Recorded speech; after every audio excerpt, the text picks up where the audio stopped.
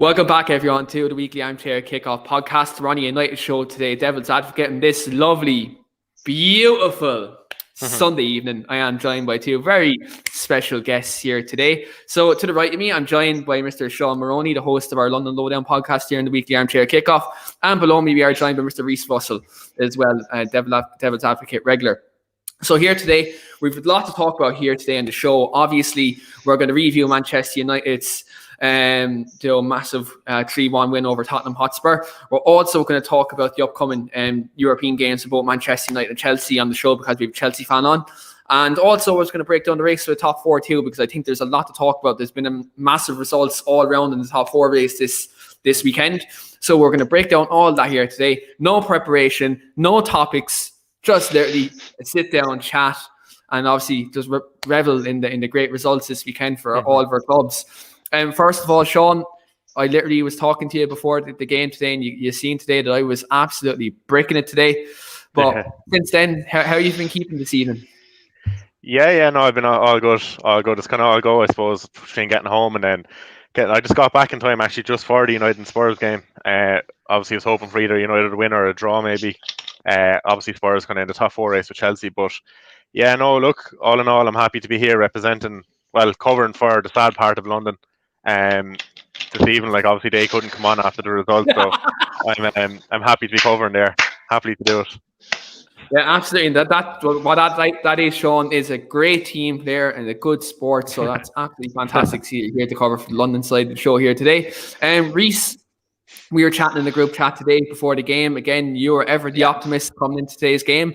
I was the optimist on the preview on Friday. Is actually the only person on the preview to predict the Manchester United win today. So I was optimistic, but also today I was pessimistic. How are you today? Yeah, I'm all right. I think I can justify the fact I was coming into the game. I was like, you know what, we got absolutely slapped last time. In fact, I'll go worse. We got slaughtered. But this time, coming into the game, I've been on the back of some good form. I was like, you know what, I am not bricking this at all. I'm like, we've got this. I said 2-1. I was thinking it was going to be a 2-1 result, but 3-1, I'll take it. That'll do nicely. We'll see where it goes from here. Roll on Thursday, and fuck you, Mourinho. Yeah, absolutely. And just as well, I'm just going to read out Jamie Gretton's comment here firstly.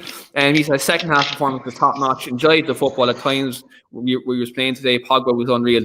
Trust me, we're going to get to Paul Pogba later on in the show. Oh, yeah. But look, as my handle says there, usually you see my Twitter name, @Keane_Franey. You know where it is. But as you can see, my handle today, I went for something of more of a different taste.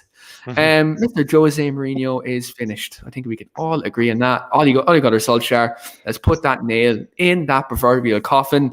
And so I do send my condolences to all the Mourinho sexuals out there and all the Love United Hate Glazers group who sucked the dick off him. Anyway, moving on, because at the end of the day, we're here to talk about Manchester United, not just Jose Mourinho, and we've all other topics to talk about. So let's get straight into it. 3-1 win for United today. I think we can all agree the first half, probably not the most vintage Manchester United performance today. Obviously, we went 1-0 up. VAR gave the decision towards Tottenham. Very controversial. The amount of swear words that came out of my mouth. There's a swear jar in my house. The thing that by the end of the first half, I went mental. Between that and then Son getting the goal to put them 1-0 up. So I went ballistic. I went nuts. Sean, I'm going to ask you first, because you've obviously no allegiance to Manchester United. You've no allegiance to Tottenham. What do you make of United's performance today overall in 90 minutes? Yes, look, I suppose whenever I'm watching United, obviously, I obviously don't like United. I don't like Liverpool. I was watching that, and every time I'm watching United, I'm kind of on the edge of my seat because I think there's always a goal going to come. Whenever I'm watching United play, I always think they're dangerous and they're very direct. Watching the first half today, I actually didn't think United were going to win that game, and it wasn't even because of being 1-0 down. It was just the fact that I just didn't think they were creating much in the first half, and it didn't look too good. And then obviously second half they came out and just blew Spurs away. But yeah, look, second half was very impressed. First half was a bit flat, but look, you're not gonna. It's rare that we're going to see these kind of teams nowadays during COVID times play a full 90 where they're just storming to a win. It doesn't happen that often nowadays with the situation we're in, with COVID and with no fans in the stadium. But yeah, no, look, it was well deserved for United, well deserved. Yeah, look, I think for me, I suppose my thoughts about it is, I thought the second half we showed massive character. More than anything, I think character and determination were two of the very big things. Obviously, Paul Pogba, for me, guys, bossed that midfield. It was unbelievable to see when Ollie moved him in more centrally in that second half. You could see every time he got on the ball, he was beating the player. He was out muscling players, and he was just the best player on the pitch tonight by far. I think Cavani was very good as well with his movement overall over 90 minutes. But no one could say Paul Pogba was not the best footballer on that pitch today. He stuck out like a sore thumb. And on a pitch that had a lot of quality players, Paul Pogba was A1. He was the bee's knees. And again, I said this after the game. I said it in the group chat, and I said it on social media too. Manchester United need to bend over backwards to keep this man at the football club. If we get rid of this man, if he leaves, we need to get at least 3 players in to replace him. You won't be able to. Our board, do you really trust them to go out and replace him? I don't. So you really have to look at this and say, Paul Pogba, you do everything you absolutely in your being to keep him at this football club, because when he's on song, there's not many midfielders who can touch him in world football. I can only think about a couple that maybe when they're on their top form can maybe give him a go. But Paul Pogba, absolutely outstanding. Great performance. I know we get the player ratings in a moment. But I think massively outstanding performance by him. And look, Edison Cavani today as well. Reece, what were your overall thoughts in the game today? Pretty much the same as you. The first half I thought we were absolutely appalling. We were lucky to still be in the game, to be honest. I know like Spurs didn't have many good chances, but they still had chances. I can't remember any we had apart from the one that was ruled out. I didn't think we were particularly good in the first half. The second half, however, I agree. We were far better, taking more chances. We were being more direct, taking risks, showing fighting for the badge. That's what you should be doing. But you got to take more. You got to have more than just character and all that. You need to actually show talent and put a work ethic behind it. We did. Did I think we were going to win 3-1? No. Am I happy? Damn fucking right I am. Yeah, absolutely. And again, Eamon is always bang on with the comments when he's replying to you on Twitter or on the comments tonight. And Eamon, again, absolutely bang on, my friend. I second that statement you just made. But yeah, look, I thought, especially during this game today, I thought United were going to get a player sent off because we had a couple of yellow cards, and obviously the way the goal got disallowed, everyone's head was gone. I think if you're a fan of home, your head was gone. I remember Shane was texting us saying, like, my head is gone. Shane had to go out on the trampoline at half time with my sister. His head was gone. Yeah, Shane's head was gone on the trampoline. My head was gone. I had to leave my house. I had to walk out my front door. I had to walk down around the corner, like Sean, what my house estate is like. It's a big estate. I had to go for a big walk around the estate before the second half, because I lost my shit when that VAR decision was given, and then Son went on and scored like that. I really destined to happen. Like, yeah, I was watching it on the Now TV app, so obviously my decision was fuck you, and I just changed to this.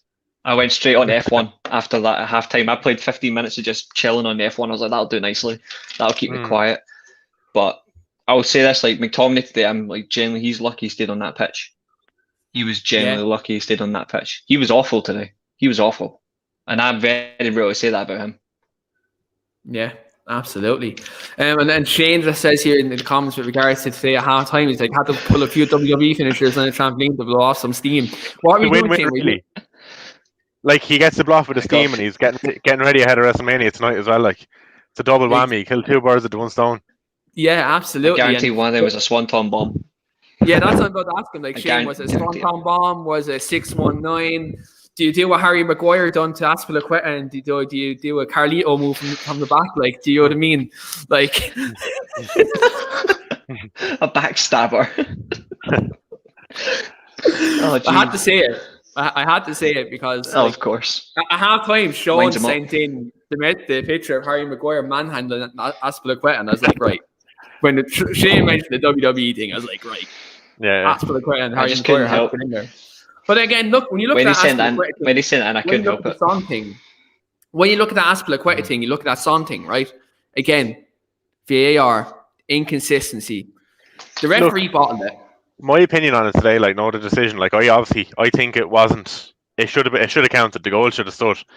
Like, I think McTominay wasn't even looking at Son. He tried to push his hand away, missed, right? But the one thing that pisses me off about it, like, fair enough, if you're going to disallow the goal and give the free, I think McTominay has to go. Like, if you're going to go with that decision, if you're going to say he fouled, he has to go. So you have to go all in on it then. Yeah, absolutely. Like, I agree. If you're going to make that decision with VAR and you're going to overturn that goal, you go all in. Because the people who are behind VAR said it was careless by McTominay. If that's the case, you go all in, you send them off. You give him a second yellow card and you send them off. Yeah. You know what I mean? Obviously, look, we're delighted that didn't happen, right? Because, look, at the end of the day, we won 10 men in the pitch. We know what happened the last time we had a player sent off unjustifiably. Again, I will say.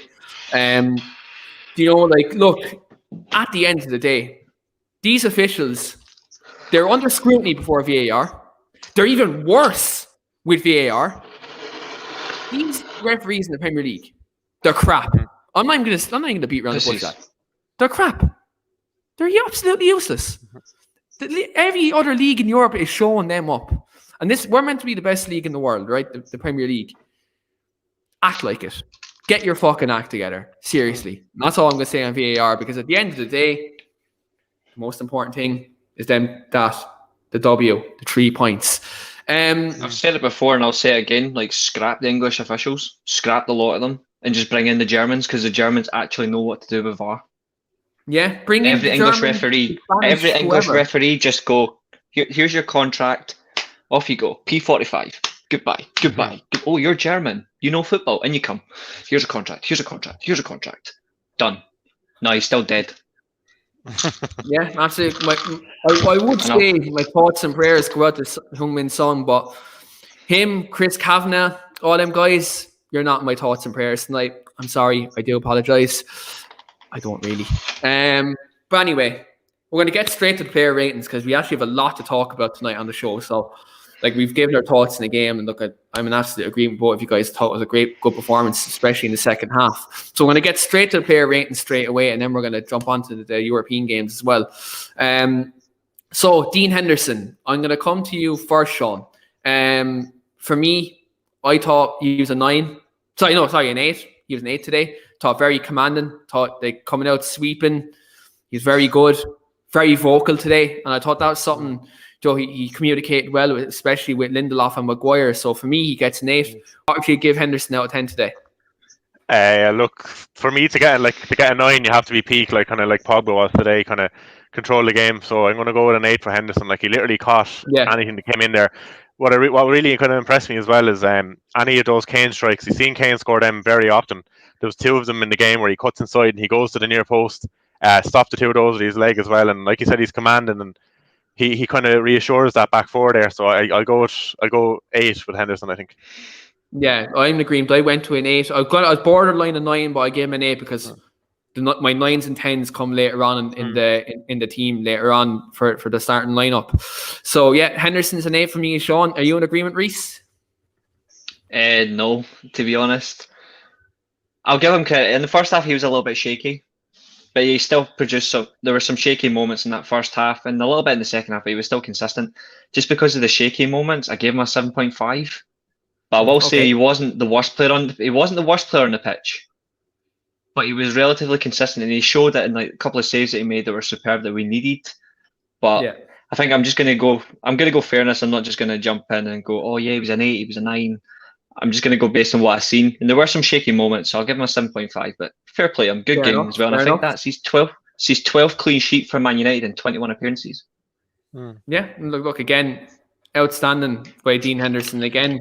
Look, I think at the moment we all have to agree. I think at this moment in time, he's Manchester United's undisputed number 1.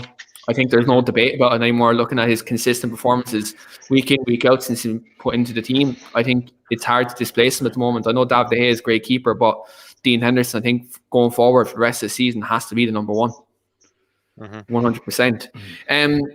We'll start with left back. The reason why I want to start with left back, one word I'm going to use here, guys: redemption. One word I'm just going to use here. Jose Mourinho called this man overweight. Jose Mourinho basically said he taught this man how to play football. Mr. Roberto Carlos. I'm going to give Shaw 7.5.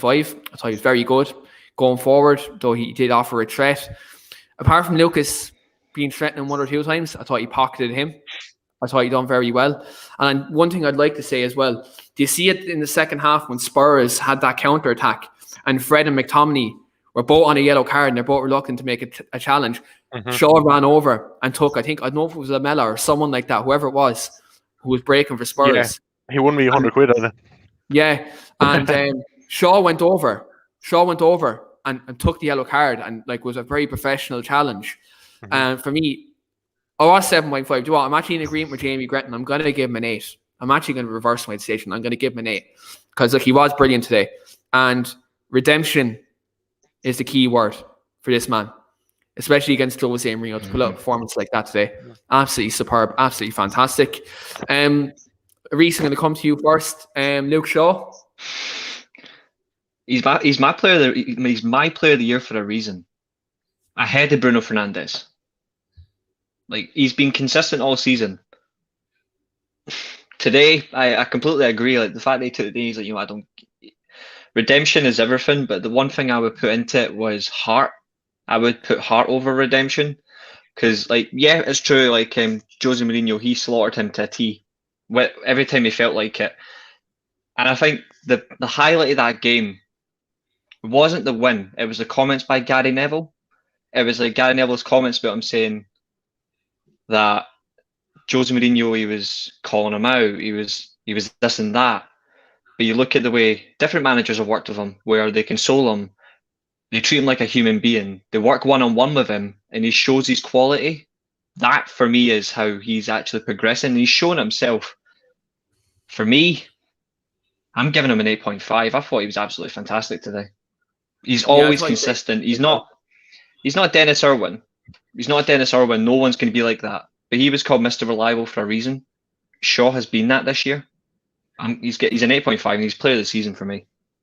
Yeah, look, it's debatable with Shaw and Bruno. I think when you look at Bruno's goal production, that's where the argument there is for Bruno, 24 goals for a midfield player. That's Frank Lampard. I think Shaw would probably agree with this. That's Frank Lampard numbers. Do you know what I mean? When Frank Lampard was a goal scorer midfielder, Bruno's doing this and he back to back, and I think that's where the argument would be there for the kind of Bruno or Luke Shaw. I see both arguments. Personally, give both of them the award. Do you know what I mean? If that was my kind of preference, give both of the lads the award. But yeah, look, I'm in agreement. Look, he played very well, and look, again, he's been the best left back in the league this season. Arguably in Europe at the moment, he's right up there with Alphonso Davies. I think Alphonso Davies is probably better, but when you talk about current form, he's right up there, I think, at the moment. Sean, how are you feeling about Luke Shaw's performance today? It's probably the one I'll slightly disagree with. I think I'll agree with Reece. I think he's player of the year for United. Obviously, Bruno is in with a shout as well. Just kind of in the first half, I thought there was a few shaky moments with him, with Lucas and stuff. I thought he was there to be got at. Second half, got into the game more. There was one cross there in the second half outside of the boot. I thought was fantastic. Superb, yeah. But overall, obviously, he's very solid, good performance. But I give him a 7 out of 10, I think. Yeah. Well, look, again, I agree. That's fair. And Neil says in the comments here, he says, "Did tell everyone Shaw is a good player." Yeah, absolutely. He's absolutely fantastic. I've backed him. I've backed him since day one. He's one of the few players that I have consistently backed, because, if you're going to berate a player because of his body shape, then frankly, that's a weak excuse. Because I'm look at, and I'm not putting him in the same caliber of player, because one's clearly much better, and that's Wayne Rooney. But he's exactly the same body frame as Luke Shaw. But you never heard Jose Mourinho making those sort of comments about Rooney. But obviously, I'm not saying they're the exact same player. They're not. It's just those sort of comments. It defeats his argument. It defeats his argument completely. Yeah, absolutely. Look, again, when I'm going to acknowledge that piece of trash of a manager. Yeah. To be quite honest, he's a piece of trash. That's what he is. I'm going to get to him there. Not right now on the player ratings. We'll get to that. Yeah. I'm going to go to right back first before I get to the centre backs. I think this Aaron Wan-Bissaka had a bit of a mixed bag today. I thought he positionally got caught for a goal, but other than that, what I will say, today Heung-min Son did not get much off him. Reguilon did not get that much off him today down that left flank. I thought Wan-Bissaka done very well in that respect, and he actually got forward quite a couple of times and looked dangerous. He put a few decent crosses in. He had a shot on goal. Like, I think he done well. The only obviously negative is obviously his position for the goal. Him and Lindelof was quite poor. I give Wan-Bissaka a 7. Could have been better. He probably would have got a higher rank if he would have been up there with Shaw for me. If he didn't play like that. If he didn't, that thing didn't happen. I'll give him a 7 just off the base. Like, I think when you look at Spurs' left-hand side, it's their most threatening part of the team.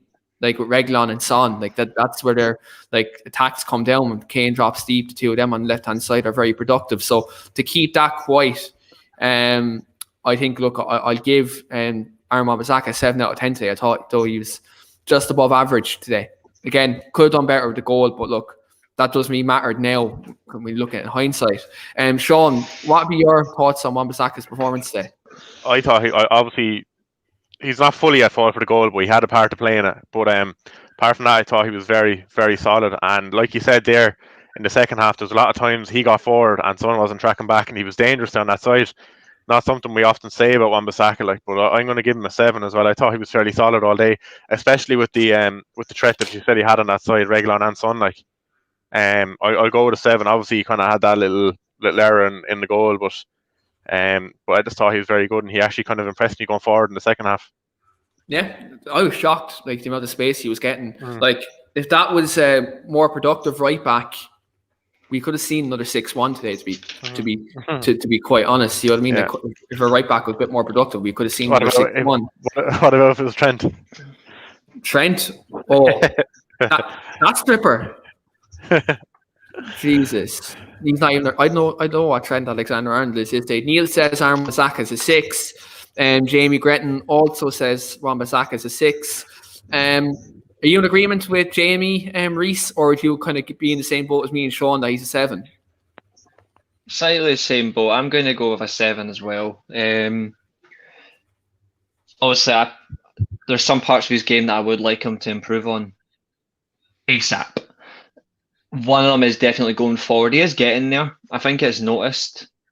It's just he's still weak going forward, and that's something that needs to be improved upon if you're going to be consistent. Like, for United as the undisputed right back, is you need to be able to attack as well as defend, and that was something that I reverted back to quite a lot today. I watched the game, some parts of the game back, and the one thing I always watch back is Gary Neville's commentary on him, because that's the one thing I always like about Gary Neville, is he tries to be very unbiased with his comments, and he did reflect that day saying, like, Wan-Bissaka defensively is superb. Unlike another commentator on Sky Sports who was the most biased piece of trash you would see on any form of commentary.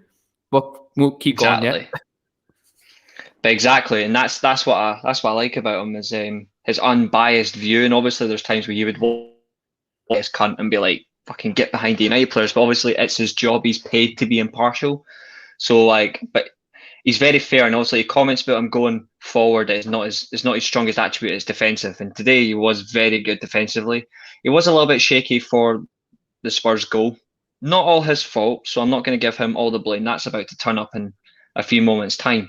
But I will say this: he is getting better and better. I just want to see a little bit more input going forward. Give us a little bit more attacking wise, but other than that, not a problem. Solid 7. Could have been a 7.5, maybe an 8 if he had a little bit more to his attacking game, but a 7's not as bad as a 6. Yeah, his commentary on him today was superb. Yeah, we're going to get straight to the centre backs. Lindelof, Maguire. I'll go with Victor Lindelof first. I look at Jamie Gretton's comment. I'd agree. Lindelof would also get an 8 if he wasn't pathetic for the goal. I thought that defending was pathetic, really.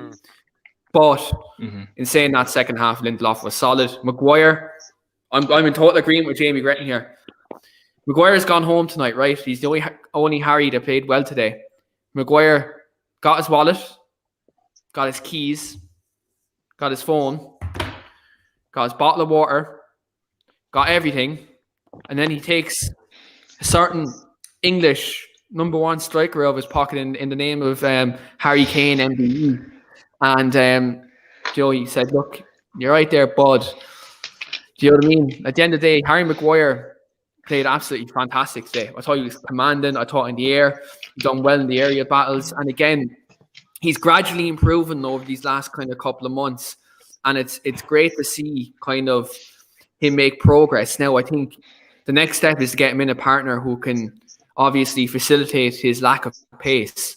Like if you get a Koundé, you get a Pau Torres, you get someone like that, Rafa Varane, you get someone like that who can help mask that, then we'll see the best of Harry Maguire, I think. Because look, that's the only thing where he gets caught, is when he gets caught in a half turn. I think that's where he lacks it. But, you know, Bits and Bobs is in the house today. Bits and Bobs is saying, come on, shout out to Bits and Bobs. We were on Adam's show today, and literally, lads, the crack we had on that show. It was literally positive all around, and absolutely great show. And Bits and Bobs, if you do want to come on, drop me a text. I will drop you the link, and we will get this going.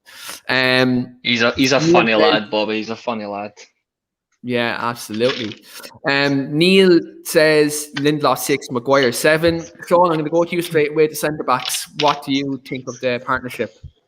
Partnership, well, obviously today he got the win, so it was obviously good. But partnership overall, obviously, like you touched on there with Maguire, kind of he could deal with that kind of like a defender there with a bit of pace, doesn't switch off like Lindelof does.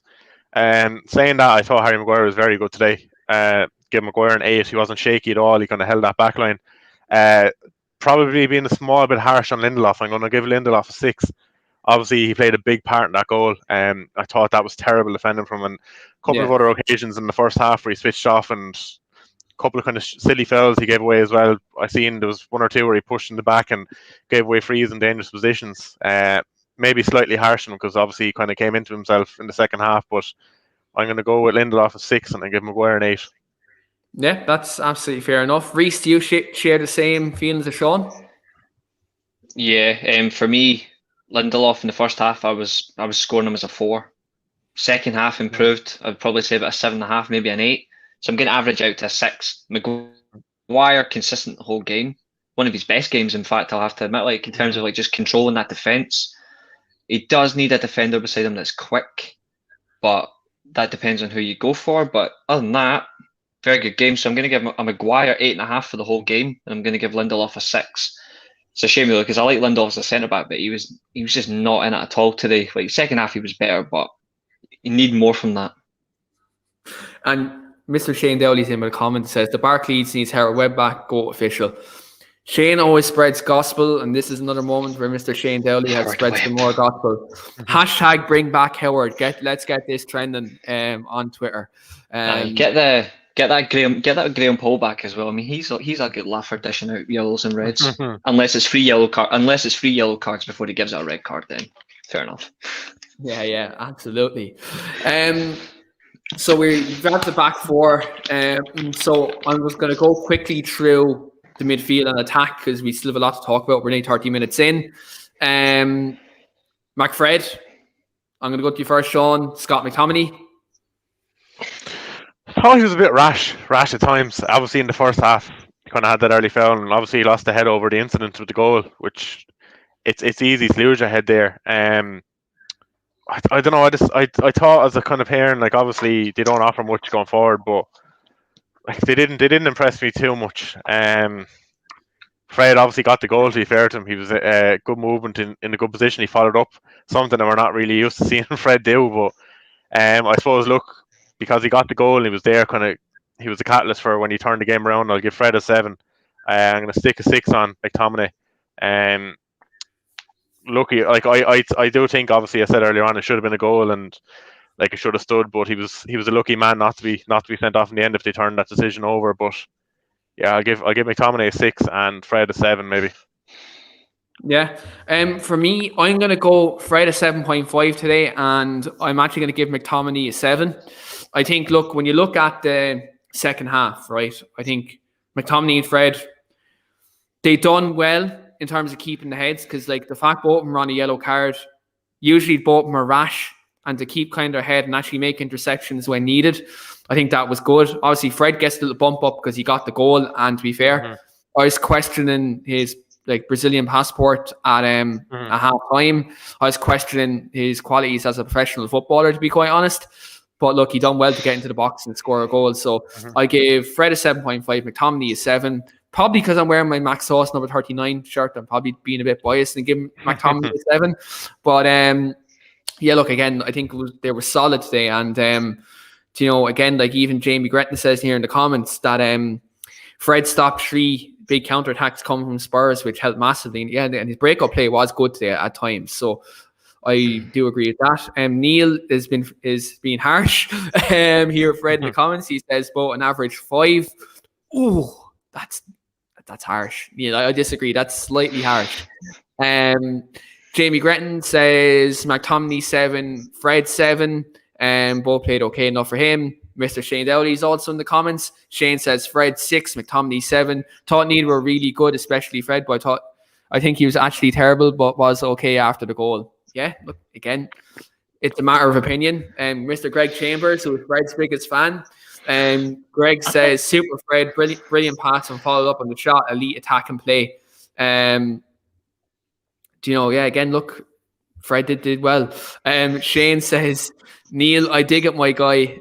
Both of them weren't good. And then Mr. Daniel Levison is also in the comments. He says, evening, gents. Evening, Daniel. I hope all is well. I hope you enjoyed the win today. And again, I hope you all watch Match of the Day later on tonight, because that should be a very good watch. Yeah, exactly. And Shane says all just opinions. That's absolutely right. But I'm going to skip the other midfield player because I'm leaving him to last. I'm going to go to a player. I like how you're skipping my McFred rating. I love that. Oh, shit, actually, yeah. McFred, yeah. Go ahead. Give your McFred rating. Priceless. Oh, I'm going to make an enemy of somebody, and I think you know exactly who I'm going to make an enemy of, mate. But I'm going to say this now. I'm giving Fred an 8 and McTominay a 3.5. Yeah, I thought he was. Honestly, I thought he was fucking dreadful. Moving on. Greg Chambers is gonna come for you, man. No, it's not Greg. I was thinking of, but now you've just reminded me.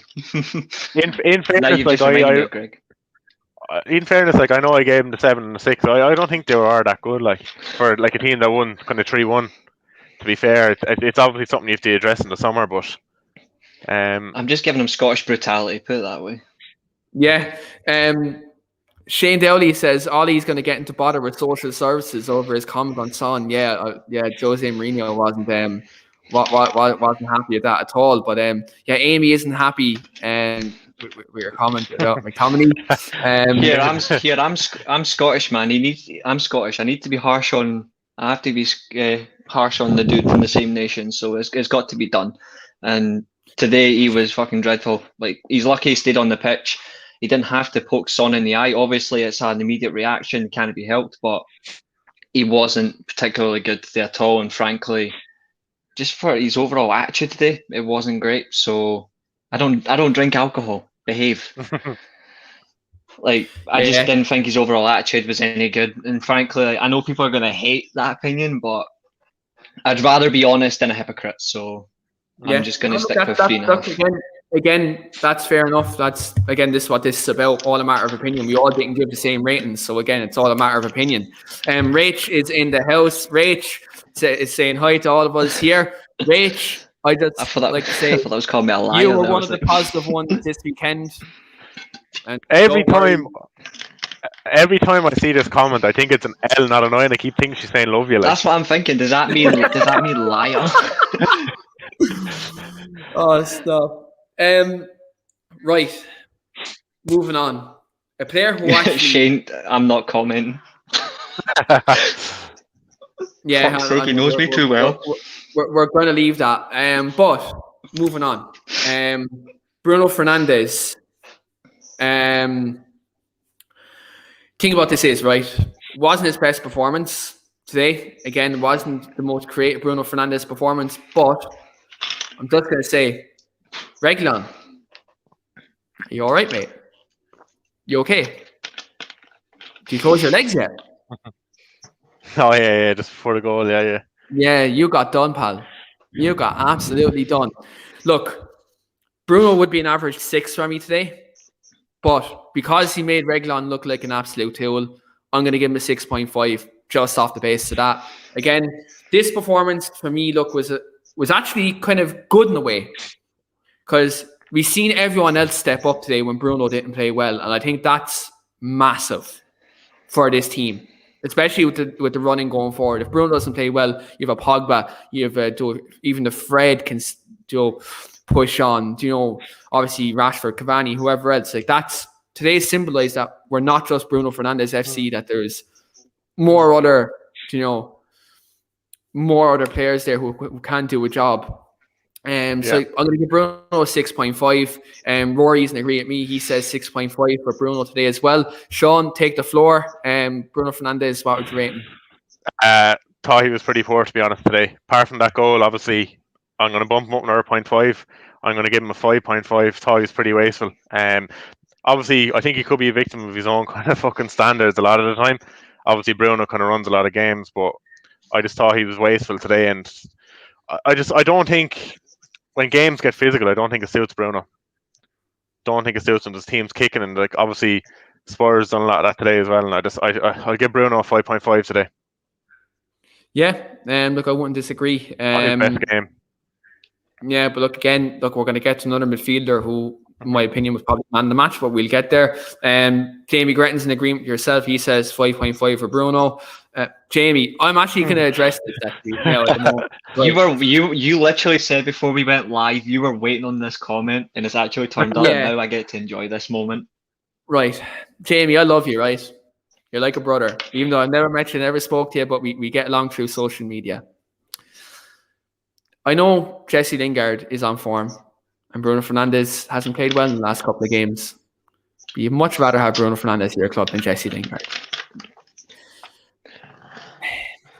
Come on, man. And that's deep coming from you, because we all know how you feel about Lingard. I love Jesse Lingard, right? I'm a big Jesse Lingard lover. I advocate for that man. But Bruno, Jesse, all day long, twice on Sundays. In fact, today is Sunday. But yeah, I seen your tweet about Jesse Lingard and Bruno earlier, and not for me. Yeah, so like, look, I went Bruno 6.5, Sean went 5.5. Reese, where are you sitting on that? I'm going to play straight down the middle as I am on this screen, which is perfect. I'm going to give him a 6. I don't think he was particularly good today, but I think the one thing that stands out, is you're absolutely spot on, is I've been saying it for quite a while. If we cannot win without Bruno, we should frankly not bother playing football at all. Because if we can't win without Bruno, then we're not a team. If we have to rely on individual players to get a result, then that's not a particularly good thing, especially if you want to challenge for the best stroke, like the top honours and all that. You've got to have a team ethic.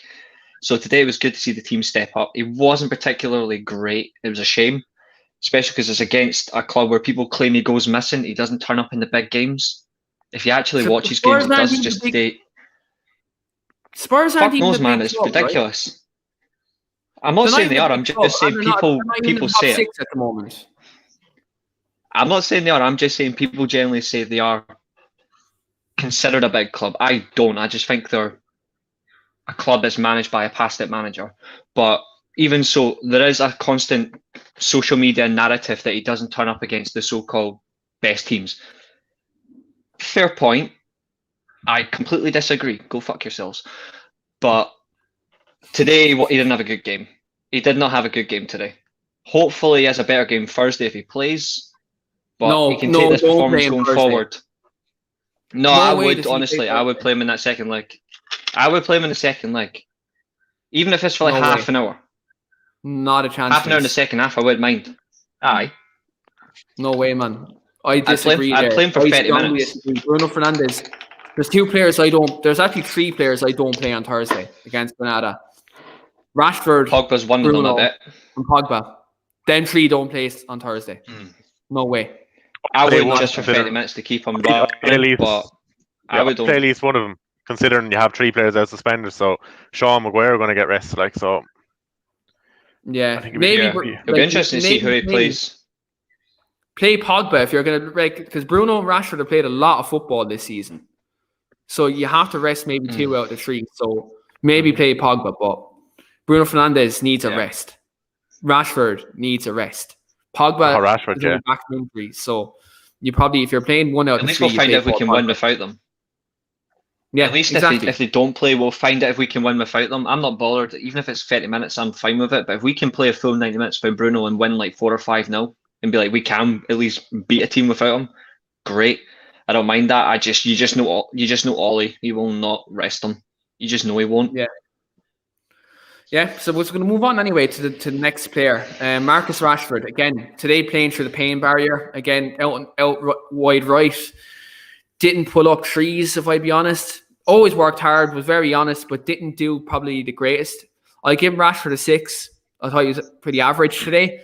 But look, I think, again, he's playing through the pain barrier and he's not 100%. But the thing about it is, though, a 60 or 50% Marcus Rashford is better than 100% Pierre-Emerick Aubameyang. So look, again, facts are just facts. But yeah, look, I give Rashford a 6. Sean, what are you feeling on Rashford? Yeah, look, a 6 again. A lot of the comments coming in there kind of completely agree with him. He's completely burned out with that injury and everything. I was kind of shocked he started last Thursday. Leave out today. Last Thursday, I was kind of shocked he started and played there. Yeah, no, look, he desperately needs a rest, and look, I don't blame him. Six kind of doesn't justice today. I don't think he done much, and obviously when he came off, kind of Greenwood stole the limelight. Like, but yeah, six I'll go for. Reece, you in agreement? I am.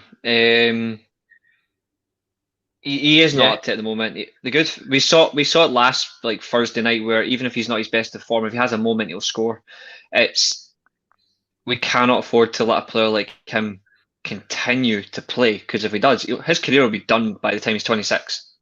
Like, if he is not managed properly, he will be finished before he even hits his prime years, and that is scary considering the potential he's got. One player comes to mind with that is Michael Owen.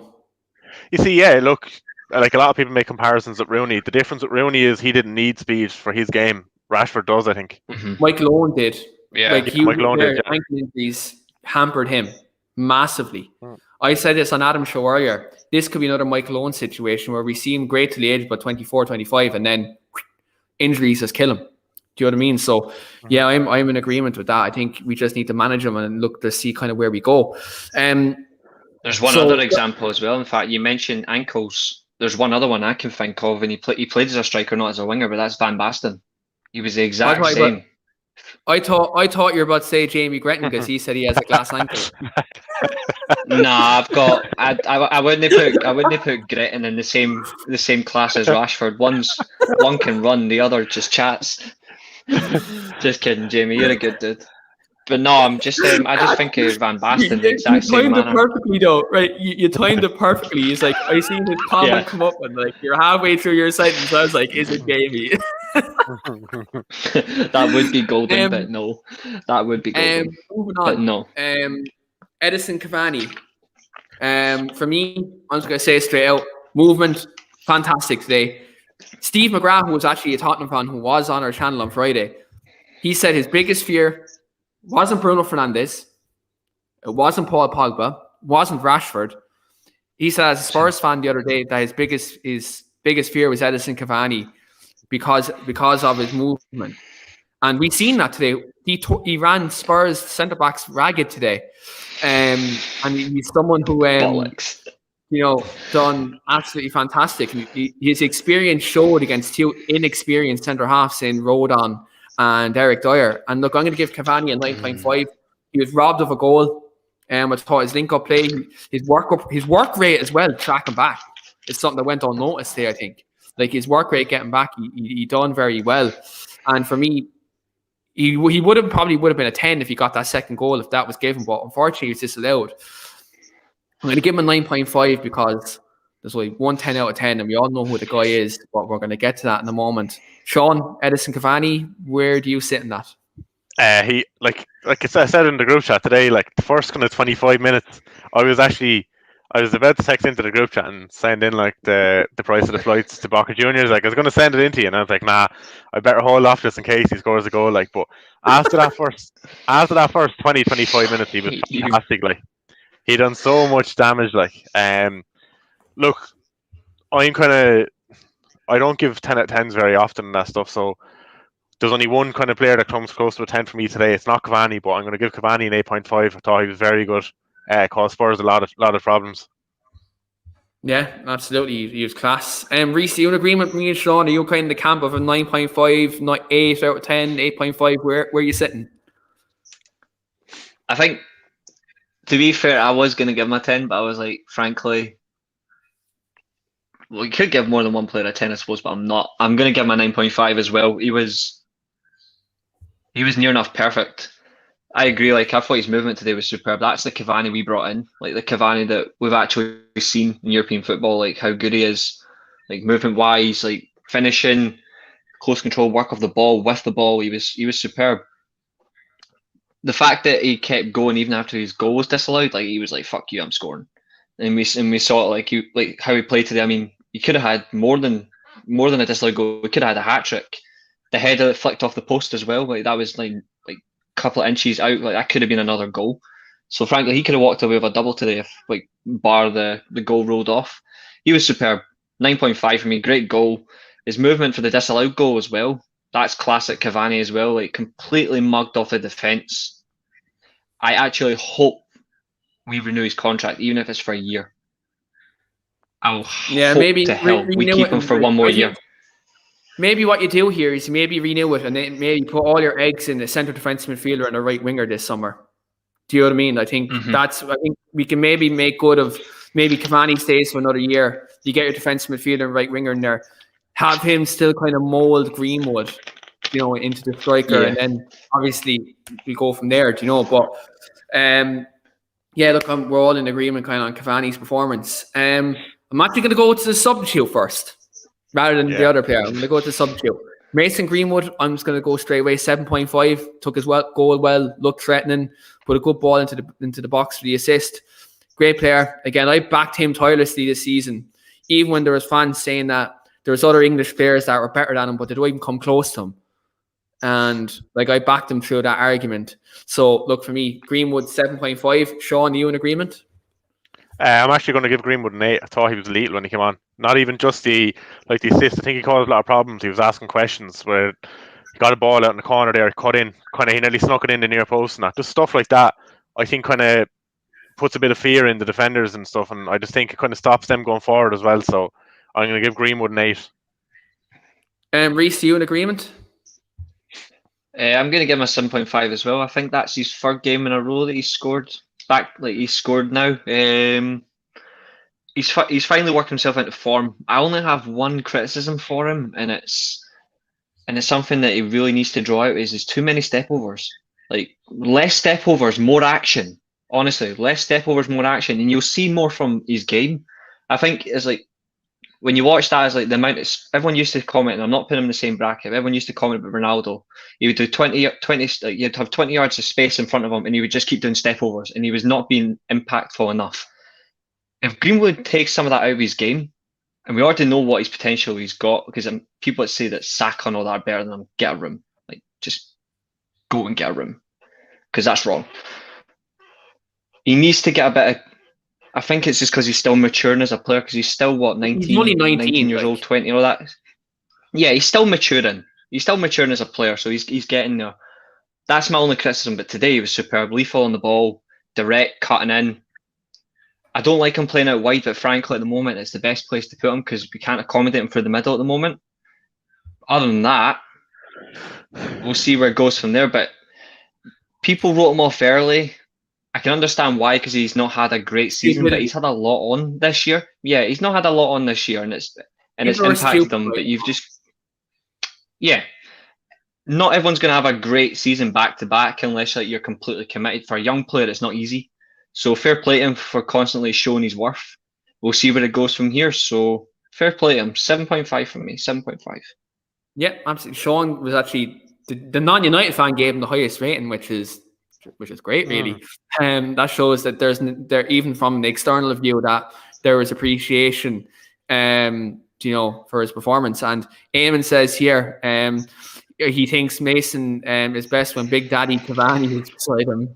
He's definitely right now. He's definitely your best option as right winger, because I don't think Rashford's great there. Martial can't play there. Daniel James gives you that work, but he's not as talented as Greenwood is. So I just think this year, kind of to see out the end of the season, Greenwood should be playing there. Yeah, and maybe Cavani is the striker if he can stay injury free, like we've seen today, what impact he can make. So, especially in the Europa League coming to crunch time, I think experience is going to be key. So, yeah, absolutely. But I kept, obviously, guys, the man of the match for me, the best player for last, Mr. Paul Labille Pogba. I'm going to go one thing. I'm going to symbolize it in my hands. 10 out of 10. Domination. Midfield. Bossed it. Remember that time when Pogba dominated Moussa Dembele in the FA Cup, and that was kind of the last we seen Dembele in a Tottenham shirt? He dominated the B-Tech Dembele in Mr. N. Dembele. He dominated Højbjerg. He dominated more or less everything when he was every other position. He was absolutely class. And this man got called a virus. This man got called overrated by this manager. Jose Mourinho, you are finished, my friend. You are fucking finished. Paul Pogba, 10 out of 10. Man of the match. In the words of Jamie Gretton there, enough said. The comments are all in agreement. 10 out of 10 for Paul Pogba today. The comments are all saying 10 out of 10. Boys, do you even disagree? I now agree with everyone, so I'm going 9.5.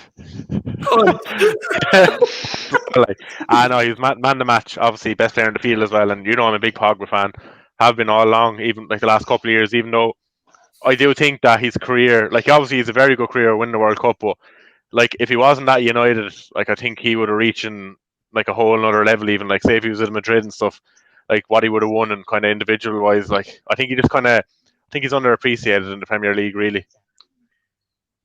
Yeah, he is. He's so talented, On his day, I think he's the best midfield player in the world. He's class, and he just needs to stay fit. If he can stay fit, we'll see that Paul Pogba, I think. Reese, do you disagree with me and Sean? I'm not going to give him a rating. I'm just going to do this. Hats off to the man. There you go. Yeah, look, 10 out of 10. That's enough said. Hands down, mate. Best on the pitch.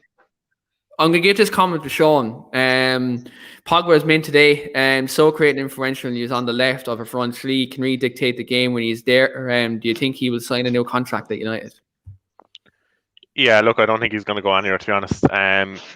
If COVID hadn't come in, I think he would have ended up somewhere else. But I just don't think in these times that someone's going to splash out that much money on he's 28 now, is he? Yeah. Yeah, I don't think the only kind of option there really is Juventus, and I just don't see it happening because they're going to keep Ronaldo. So I just don't think they have the money for Pogba. So I can see him staying next year. Yeah, it's honestly, very yeah. I think again, as I say, you bend over backwards to keep him at the club. You really have to. You keep him, and you get, let's say, a Sancho in, and you get Declan Rice. It's a whole different ball game. There's a title race next season if you get them two players in and you keep Paul Pogba. I strongly believe that. But yeah, look, it'd be interesting to see kind of what happens. Last rating of the day. Ole Gunnar Solskjaer. For me, changing the system at half-time. McTominay came out and said at half-time, Ole went in the dressing room and was a calming influence. Went in and said, look, calm down. It's over. You can't do anything about it. And then he actually changed the system, brought Pogba more in field, and you see he was more influential in the game. And I think making them changes and obviously taking Rashford off when he did and then bringing on Greenwood. I slagged Ole off today in Sean's car today about Ole and in-game management. I said I don't think it's there. I think that's one thing he lacks. But today he actually showed in-game management today. So for me, on that basis, I'm going to give Ole a 9 today. It's not often I give him it, but I'm going to give him a 9 for his substitutions. I saw team selection. look, McFred was always going to happen, but look, by playing Cavani up there, playing Rashford, look, we reaped the rewards. So for me, I'm going to go Ollie at 9. Do any of you disagree with Ollie today? No, I don't disagree with what you said. I suppose 8.5 or 9 as well. I'd be kind of in agreement with you. I think you've done fairly well, and it's something that I'd often criticize Lampard a lot for as well, is the in-game substitutions. Like, I think the two of them lack seriously in that department, and he obviously didn't lack in it today. Yeah, absolutely. And again, look, all a collective agreement. Ollie, 9 out of 10, 8.5 or 9. Neil thinks Ollie's a 10. Love the positivity, absolutely. But yeah, look, Manchester United won a big game against the Big Six. We beat City as well. I think we have to look at that and say that myth is now over. That's been kind of put to bed. Beat Liverpool now in a couple of weeks and to finish their top 4 hopes and help Chelsea. Oh, please. That would be great. But obviously, look, we talked about United game. We're actually on the show 56 minutes. Look, again, it's lads, it's only Tottenham, so we're going to move on. But anyway, Chelsea, Sean, this weekend, 4-1 win over Crystal Palace. Many people saying this is Thomas Tuchel's best performances, the best performance for Chelsea under Thomas Tuchel. How are you feeling kind of bouncing back in the league after the defeat against West Brom? Yeah, look, that West Brom game I think was just a one-off. Just everything that happened. Obviously, the red card, kind of we went down to 10, we're in a lot of trouble. Yeah, completely agree. The game over the weekend there is definitely the best attacking performance under Tuchel. A lot of people kind of like criticize it, saying it's defensive football. It's actually not when you watch it. We're getting a lot of possession. We're actually creating a lot of chances. We're just not putting the ball in the net. We kind of need someone to do that. But obviously, it clicked there at the weekend.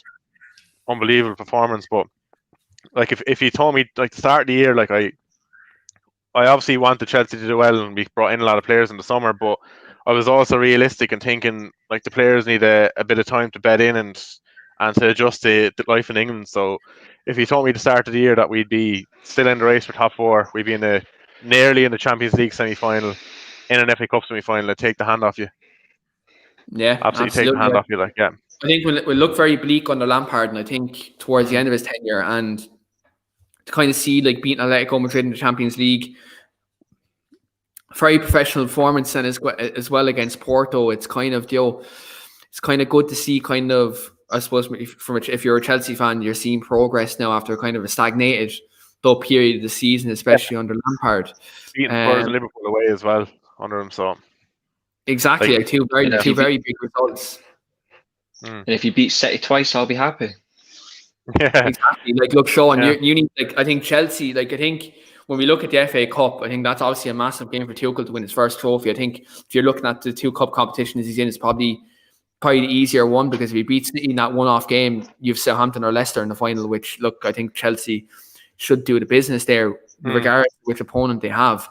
But, like, when you look at, obviously, the kind of situation now, obviously, you're going into Porto during the week. Again, you're at home in this game. How are you feeling? Do you think maybe rest some players looking ahead to the Premier League? Because obviously you have a tough kind of fixture list coming. Like, you have a kind of a big squad. Would you like to see a bit of rotation this week? No, not at all. Not against Porto. I think if anyone kind of watched the first, like, Porto are actually a fairly decent side. They're going to run you, and they have a lot of players that can cause damage. Obviously, they have Sergio Oliveira back for the second leg, and the striker Taremi, the 2 top scorers. I think the tie is far from over, but I think we will go through. If we get 1 goal, they obviously have to score 3. I think we will go through, but I just don't think it's a game we can rest players. We obviously have that Tuesday night. We have the FA Cup semi-final against City Saturday, I think, and we're not back in Premier League action until next Tuesday against Brighton. So I just think, look, I think it's getting postponed. The Brighton game, is it? No, the Chelsea game on Saturday. I think they're going to delay it because it's Philip's funeral on Saturday. So I think they're going to postpone your game to this. I think they're going to postpone it to the Sunday. Yeah, that's fair enough. So then the Brighton game will probably be moved as well then. From what I've heard, yeah. Yeah, no, but sure, look, like I was going to say, it's kind of that stage of the season now with what we're playing, and we can't really afford to rest players. I think United can. Look, I still think City win the league. Sorry to say, boys. Obviously, it's a possibility when you're pulling a few points back, but I just think Look, United are. Yeah, I go on. agree. I agree. Like, look. I think we win our game in hand. We go 8 points behind. I know back in 2012, there was 8 games to go, 6 games to go. We're 8 points ahead. We all know what happened there. That was an anomaly. But look, the league's over. Like, there's no two ways And about it. Like, the league is over. But yeah, look, I think and we can still finish with a respectable yeah, points tally behind them. you see, you're safe for top four as well. So I think you're in a position that we're not. That you can afford to rest a few players. I just think Chelsea have to go hell for leather between now and the end of the season. And look, we need Champions League football next year. It's big for the summer because Chelsea are going to try and spend big again, and we need Champions League football to attract players. So Yeah, absolutely. Like, look, when you look at the form of West Ham, I was going to get to them now. Like, big win for them today, 3-2 against Leicester City. Very exciting game. I managed to catch like the second half today. It was absolutely like, if you're neutral watching that game, you're thinking, that's a great advert for the Premier League. Like, obviously end-to-end type of game. When you look at Leicester City and you look at West Ham, Sean, who are you more threatened by for that top four? out of the two of them, West Ham, out of everyone, I'm more threatened by Liverpool. To be honest, they have an easier run, and obviously they have to play. I'm hoping you do a job on them. I think Liverpool has to be near perfect between now and the end of the year to get in there. It's my only kind of hope there. Obviously, we have a tough run at the end, the last 4 games, but yeah, look, I was kind of hoping to be a draw today, but I'm actually happy because Leicester are getting dragged back into it. So now there's 2 spaces rather than just the one. If you ask me, I think Leicester are going to catapult out of there. And West Ham, look, they have a nice run in. I know they're missing Declan Rice and Antonio. Missing Rice at the end of the season, I believe. But they may get in there. I think third is there for the taking for Chelsea now. If they can win the next few games, they have a nice few games kind of coming up. If they can win those, I think it's there for the taking. And I think Liverpool and West Ham are going to battle it out to get that other spot. Yeah, and hopefully for the life of all football fans, West Ham get that I'd love other to see it. I'd love to see it. I'd love to see Liverpool in Europa League next season. I would definitely love to see them in Europa League next season. They're in enough of a sticky situation already without not getting Champions League football. So yeah, I want them in the Conference League. Spurs have been that. Yeah, no, I'd rather see Liverpool in Europa League because that would be a struggle for their thin squad next season. Yeah. Because if they go into the Conference League, they'll send the 23s, right? If they get into the UEFA Conference League, Liverpool are sending the 23s. They will register their under 23 squad. They will not attempt to win that. If you put them in Europa League, they'll have to show that competition a certain level of respect. I think if you do that, Liverpool end up in Europa League Thursday, Sunday. Van Dijk and Gomez going back from injury. They'll have to ease them back in. Yeah. Obviously, then they don't have much depth in midfield or attack. You hope Liverpool finish in Europa League because then that'll hinder them next season in terms of a title challenge doing Thursday, Sunday. Do you know what I mean? Like, you see how Thursday, Sunday has kind of affected United in some stretches this season. They're obviously dropping points at key times. So, yeah, I think you look at this and say, if you're looking at top four this season, you are looking, let's say, City win the league. I think United will finish second. Then third and fourth are really up for grabs. Up for grabs, yeah. Obviously, Arsenal themselves, they're battling for a Europa League spot. And even at that, it's nearly a stretch for them at the moment, considering obviously they're winning tonight. But it's a tough ask even for them to get top 6 in Europa League this season. Like, you look at this, obviously, Arsenal have to play Slavia Prague in that second leg. And Prague are a tough nut to crack. I know, look, they're racist bastards. Really, I hope I'd like to see probably Arsenal beat them, do you know what I mean, on the basis of their behaviour. But they're not a pushover in terms of football inside. It's a tough game.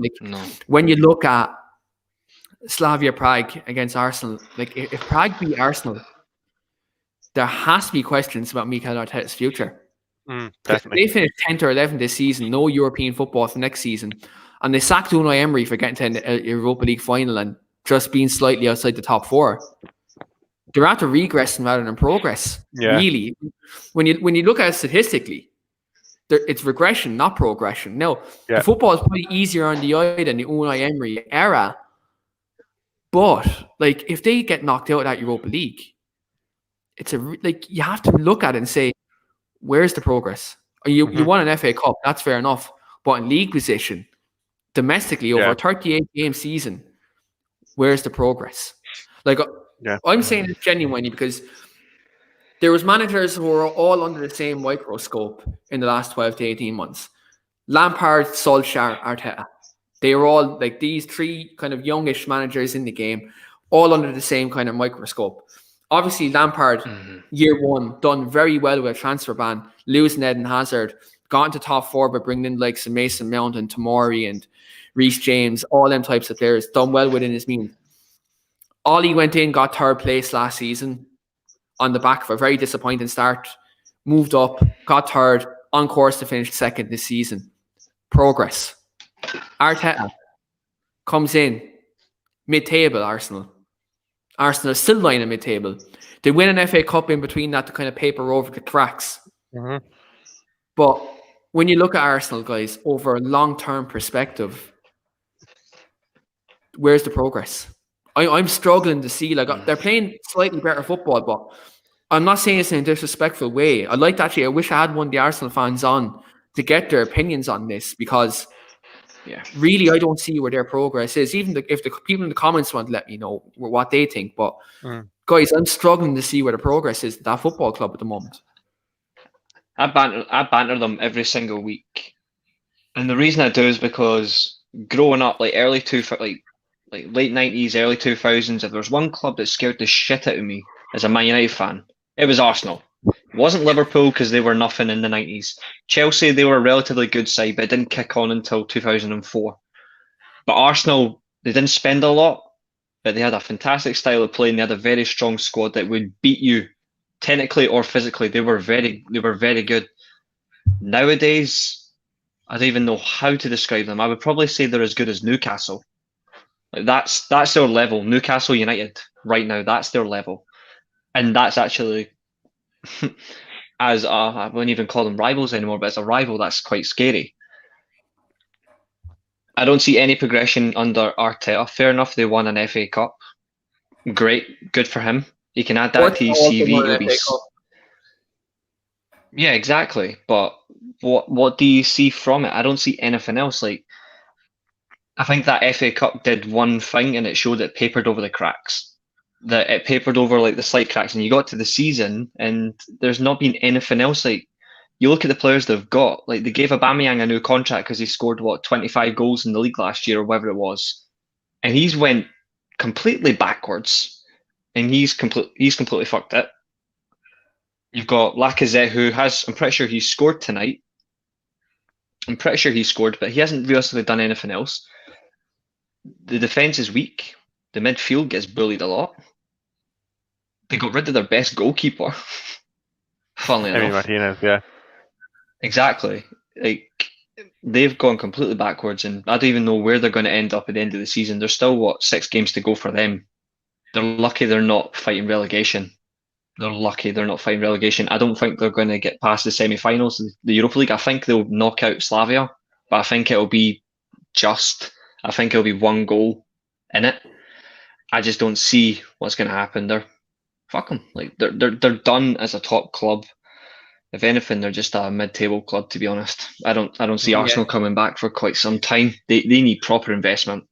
I think it was one of them situations where it's be careful what you wish for. Like, Arsene Wenger in his later years got ran out of that football club. He done so well when Arsenal, where he was getting them top 4 every season, and they belittled that. Yeah. And then obviously the minute he's after leaving, that's after going all south. Like, that's what I'm saying. I don't see how they're making progress under this manager. I really don't. Like, if Ollie's under the microscope, he has to be sacked. If you're painting all these young managers with the same brush, if you're having Ollie under that microscope, if you've already sacked Frank Lampard, I don't know what to say about that. Like, Sean, what do you think? Yeah, look, there's no progress whatsoever. Nada. Like, we've been feeding them duds the last couple of years. Obviously, David Luiz going there, Willian going there. Like, they're taking kind of our scrap. Look, I think with the way they're going, we're going to have to even kind of go one better.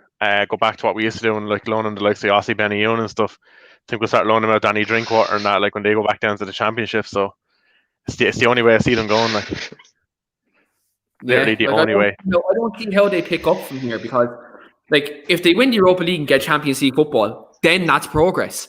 They'll be able to attract more players and have a big summer then. But if like what I find funny about Arsenal, I don't think they will.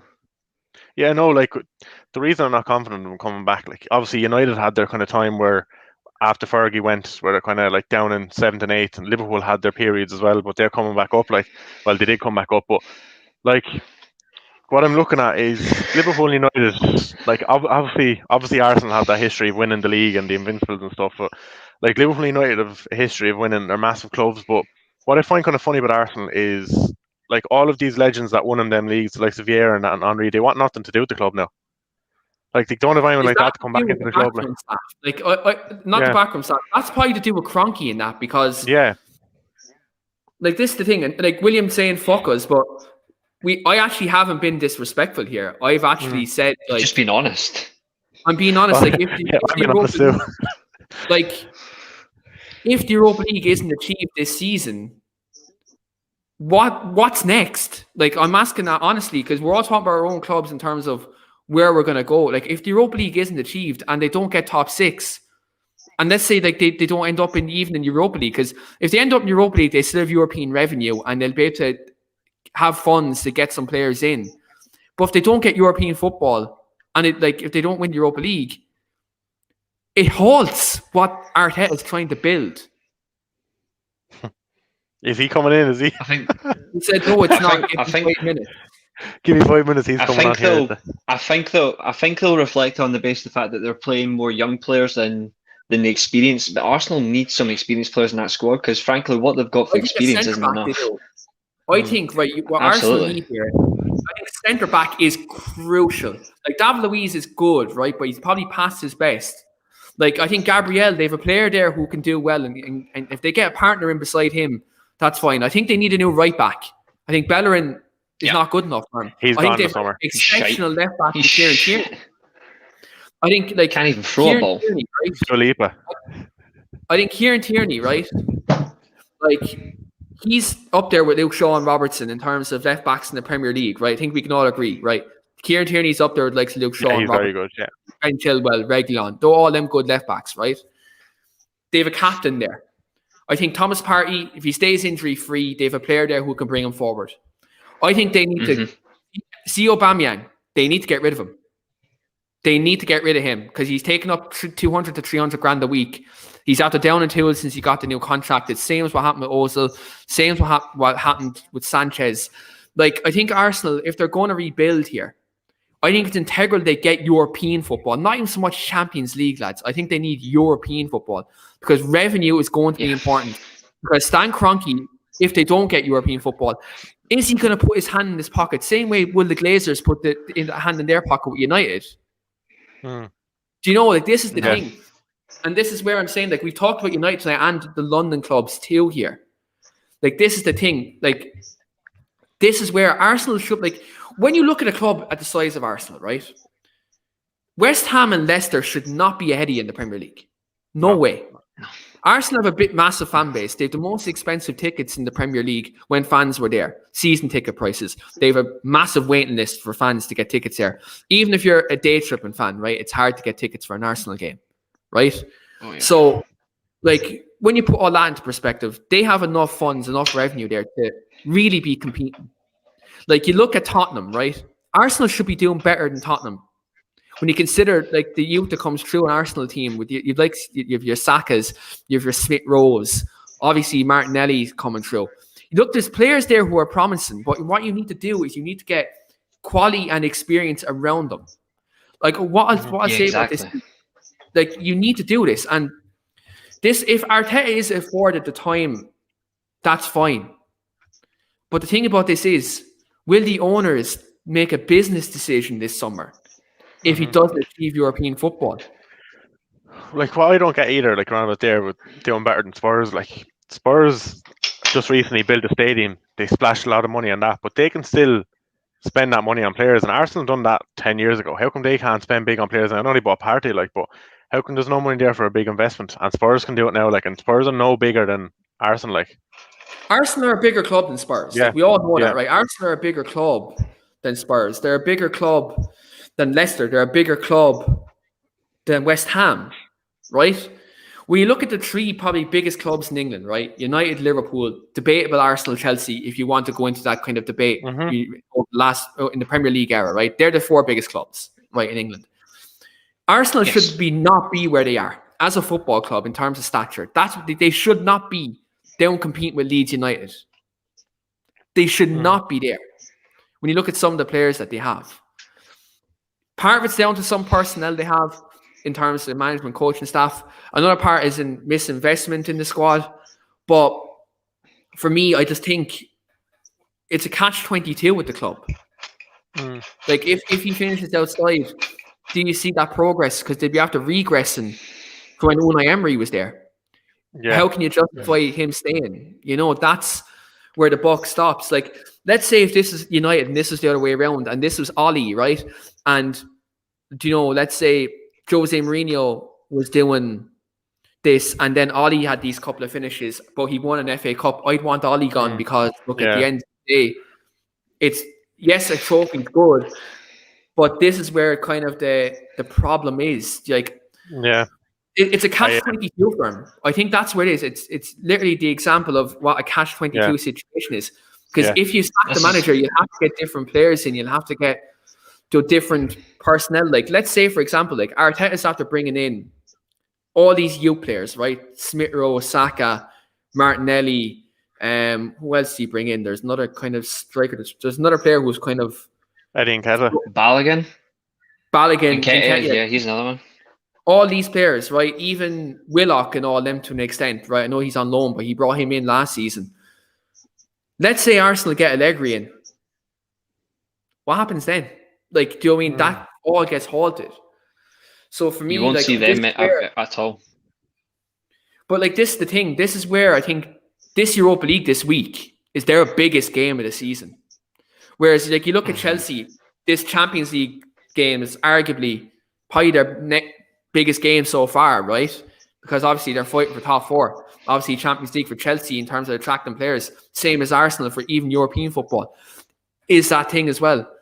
But this game against Slavia Prague, if Arsenal don't get the top, like get through, and then get Europa League final and win the competition, it's going to be detrimental. It could set Arsenal back 2 or 3 years. I think this game, like, if they lose this game of football, it could hinder that football club by a couple of years. And it's mad to say one game of football could hinder a club's direction in that time.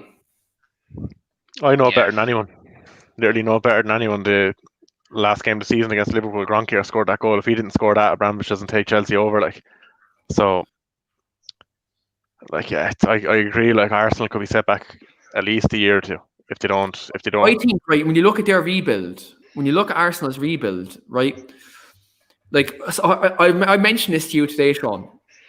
They're on about United rebuilding, and they said United probably to pump in a good 200-300 million before we're title contenders, right? People are saying that Arsenal had to pump in a good 300 to 500 million to be backed into the top four, because they'll have to do they still have to do a whole kind of shift. They have to get a new defensive guard left back.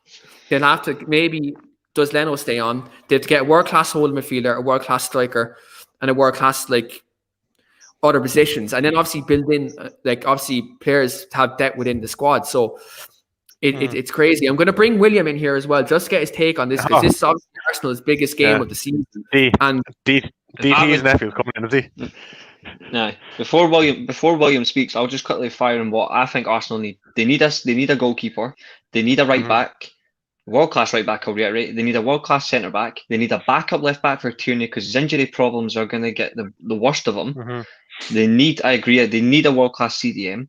They need another midfielder to go beside Partey. They need a creative attacking midfielder. They need a right winger. They need another striker to fuck off Lacazette. Sorry, I'll rephrase that. Lacazette and Aubameyang. So there's possibly one or two. And they need somebody to give competition for Saka because he isn't a finisher. Like he is not a good finisher, but he is very He's a good good creative work rate wise. though. He has a good work rate about him. And, like, he's Exactly. good on the counter. Exactly. So that's about 8 or 9 players, and Arsenal are not known for doing that.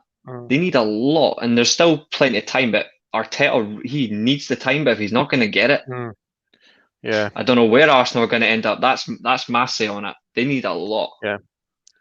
Yeah. No, I thought DT's nephew was coming in there, but he's obviously gone again. he loaded up. I just texted him there because he was on the bottom of the StreamYard stream, but he had no picture. I still tried to add him into the stream, but I just gave him a message there. I don't know if it's his internet or what, or if it's his is he logging in on his phone or his laptop. But yeah, like it's interesting. Like again, I feel like if they don't get through this game, it could set them back 2 or 3 years because if they don't get European football, they're going to have to do a reset then this summer. I suppose the other alternative. I suppose the other alternative is you take the hit and you don't get European football for a year, and then you actually remove some of the players that you don't want who are there for European football. If they don't get it, likes of Aubameyang and all that, you move them out. Those wages, you reinvest it into some proper quality in the squad that are not there for the European football, but they're there for the history. Because regardless of how Arsenal are right now, they've still got fantastic history. So I think if you can get something like that into the team, they can certainly do a lot more. I don't think he'll leave Arsenal. I will say that. I think he will retire at Arsenal. I know it's a bit bold, but I think it. Get rid of the bad eggs, as you would appropriately put them. Remove the bad eggs, bring in some quality that actually want to fight for the club and some history. Get some of that behind them. Arsenal could turn it around.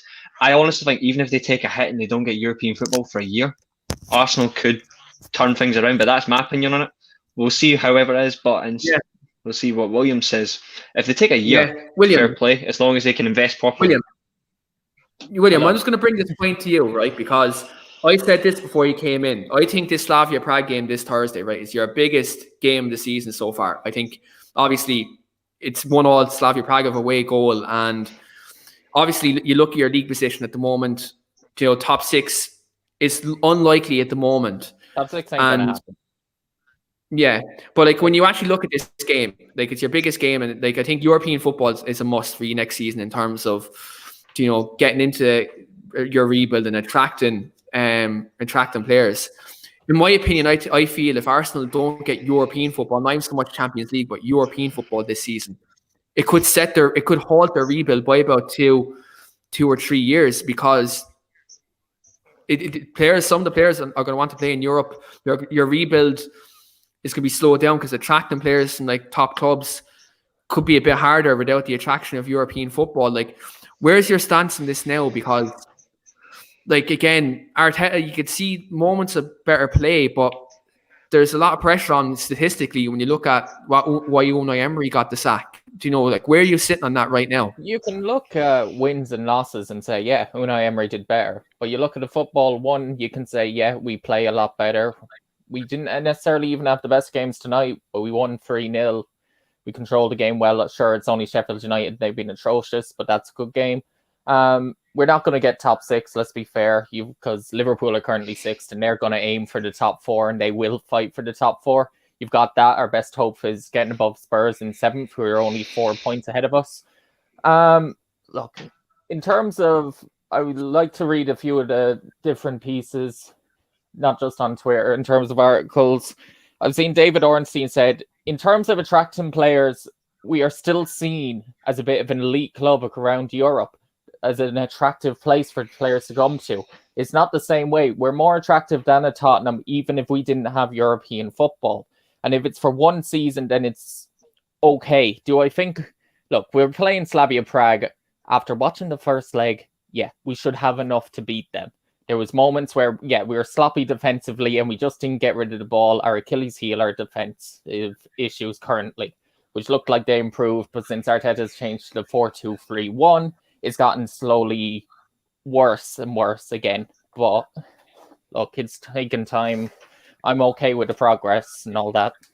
Some people call it bollocks, other people won't. I can see where he's going. a good manager doesn't take the amount of points against the big six teams, something that we've struggled to do compared to past seasons. Like Emery got smacked against all the big teams, and you can say, oh, you got smacked against Liverpool. That was an anomaly. I haven't seen us get smacked by loads of teams this season. I've seen us put in some poor performances, and especially in that 9-game run. That's the main problem for us this season. We went 9 games without winning a game, which is totally unacceptable. You take out that run, and once you find out what was the problem in that stage, we didn't have a number 10. We put in Emile Smith-Rowe. We have Bukayo Saka that can play there. We brought in Odegaard. Once you have the young players, we're averaging at 2.2 points a game, which is top 4 form.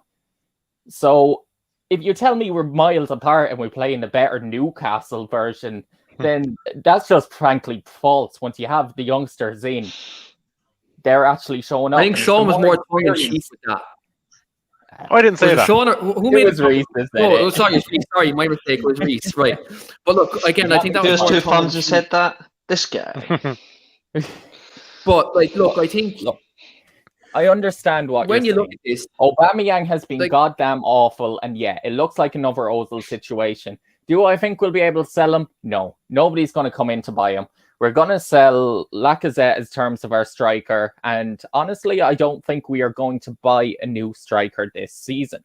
The main issue then is we're going to have to try and bring in a world-class left winger to make up for that and leave Martinelli as a backup striker to Aubameyang and Balogun, who's signing a new contract as our youngster, who, yeah, we're reliant on a lot of youth, and that can be a problem. But honestly, the way I've seen our youth perform, I'm more hopeful of relying on them than on the older guard of Aubameyang, of Willian, that's had an atrocious season, thanks Chelsea, which I know Sean loves.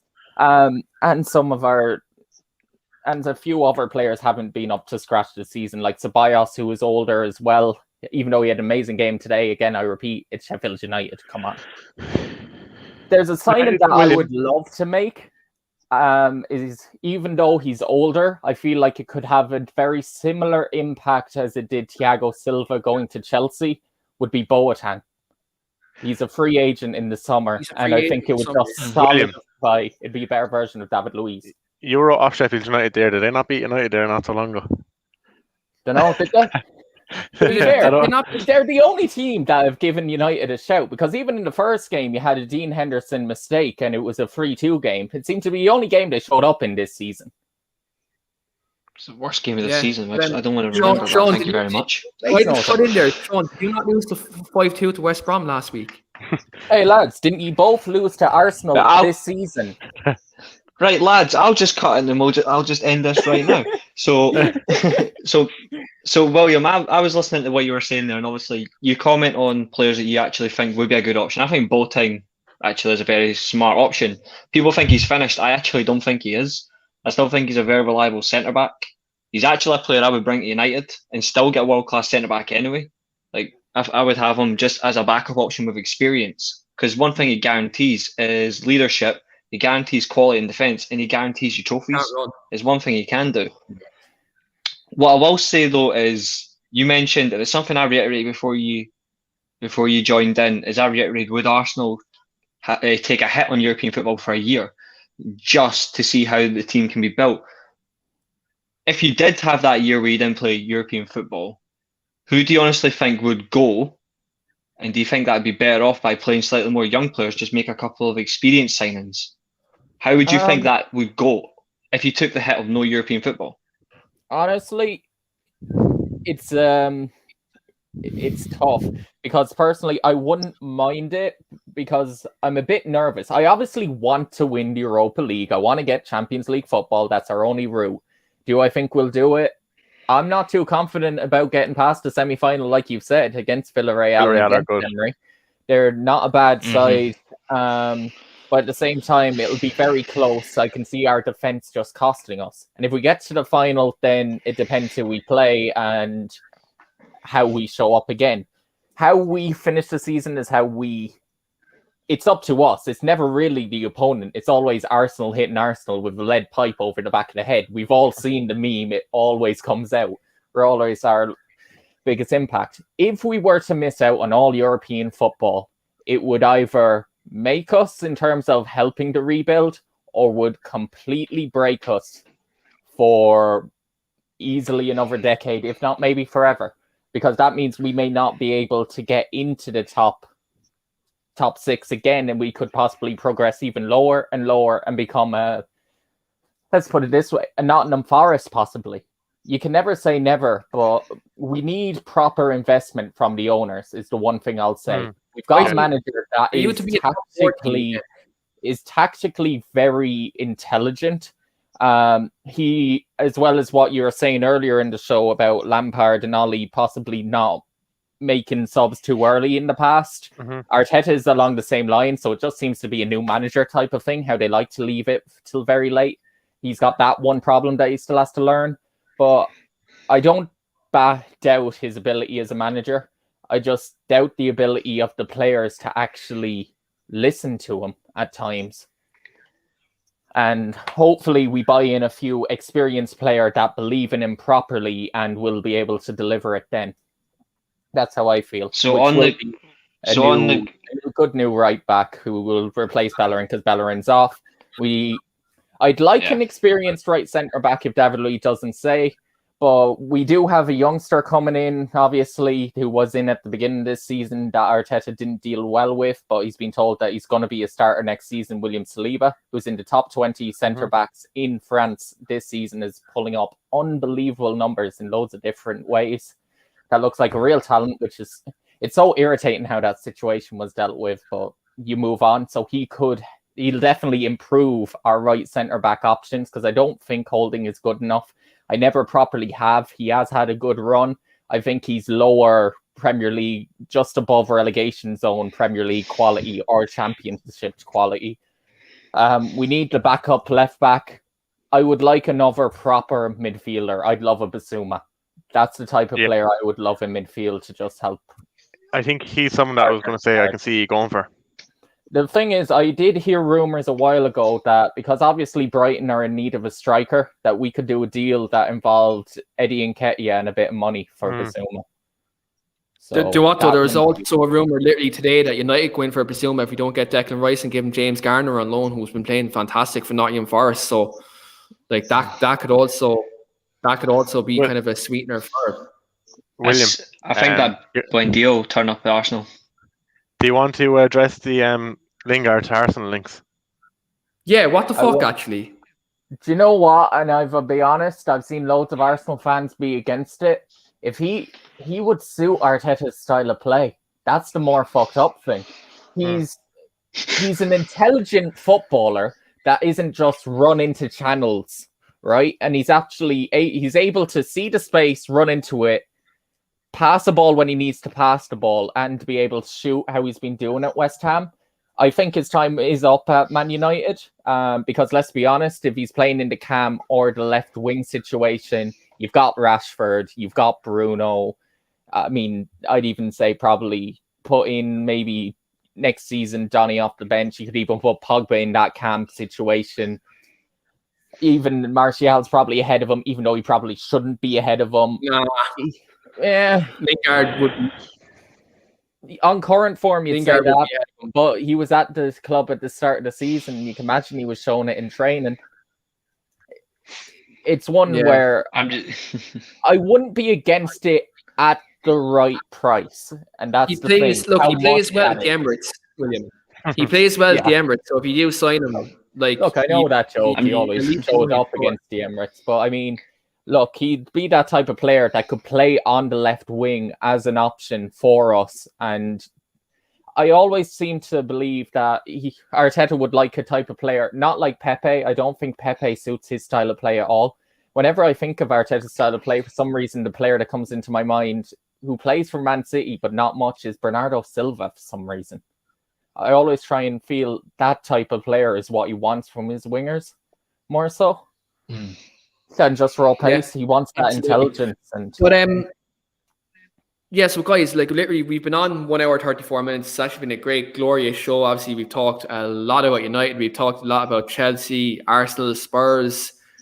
Just going to ask everyone one quick fire question and a quick fire answer back. I'm going to go to every single panel member for this question. They don't know what question is coming, but I'm going to ask them. I'm going to come to everyone first. William, you're right down below me, so I'm going to come to you first. Quick fire answer. Is Jose Mourinho finished? Obviously. Reese? Is that a trick question? Is he finished? Yeah.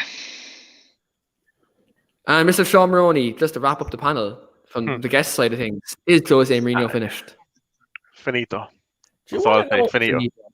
There's one thing that I think in terms of Jose that might happen, and it may sound totally ludicrous to people. So the Bayern Munich manager is apparently going to be the next Germany manager. And I don't know Nagelsmann. why. Nagelsmann will Well, take if over Munich. Nagelsmann goes there, then fine, it'll be Nagelsmann. But I wouldn't be surprised to see Jose show up in Germany next season at the start. One of what the, either shame. Shakhtar or Leipzig. Leipzig. Mourinho to Leipzig. Reese Russell will go off his head. But anyway. Fuck off. um, I'm not having. No. I'm going to make a collective here. I'm going to say, as it says in my fucking handle here, Jose Mourinho is finished. In And England. Ollie, in England anyway, and Ollie done the job against Jose Mourinho. And as I always like to say, revenge is fucking sweet. But anyway, that's us wrapped up here today on United Show. We are back tomorrow on Three Devils in the Gooner, where Arsenal's and Manchester United's results will be reviewed on that show. And also on Tuesday, I am joined by a Granada fan, where we will be looking ahead to Europa League game on Thursday. And look on the weekend, we also will be back as well. So plenty of content upcoming this week. Sean, do you have any London Lowdown podcasts planned for during the week? Yeah, look, it'll be later on in the week. Obviously, Chelsea play Tuesday night, so it'll be post that game. But we'll definitely organise something and get something going. Yeah, absolutely. And as always, lads, do smash a like in the video if you haven't already. Do subscribe to the channel. A lot of content coming. And look, we're coming towards nearly the end of the football season. So even when the football season ends, don't worry. We're going to spice it up a bit on the channel in the next kind of couple of weeks. We're going to go back to what we used to do. So if you watch us from the start, you kind of know what that means. A lot of fun shows, a lot of fun topics coming. Yeah, absolutely. And look, for anyone watching, if you're watching WrestleMania tonight, guys, let's go for a Roman Reigns win. You bastard. But just so you're watching WrestleMania tonight, guys, let's hope for a Roman Reigns win because you know how much he loves him. Anyway, I'm out here. Thank you. No.